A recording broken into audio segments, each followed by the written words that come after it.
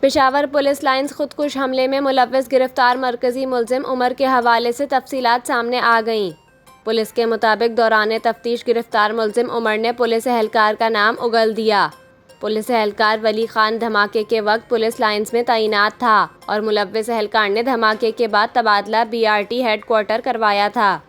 حکام نے بتایا کہ پولیس اہلکار نے خودکش بمبار سمیت گرفتار ملزم عمر کو پولیس لائنز کا نقشہ فراہم کیا تھا اور راستوں سے بھی آگاہ کیا تھا۔ پولیس اہلکار نے پولیس لائنز میں بیرکوں میں تعینات اور رہائش پذیر اہلکاروں کی تفصیلات بھی دی تھی۔ حکام کے مطابق ملوث پولیس اہلکار شب قدر کا رہائشی دلزاق روڈ پر پشاور میں رہائش پذیر تھا۔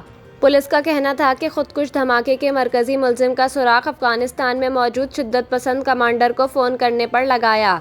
گرفتار ملزم عمر نے فون پر اپنے سربراہ کو کہا تھا کہ تم لوگوں نے پولیس لائنز میں روز نامچہ آفس میں دھماکے کا کہا تھا۔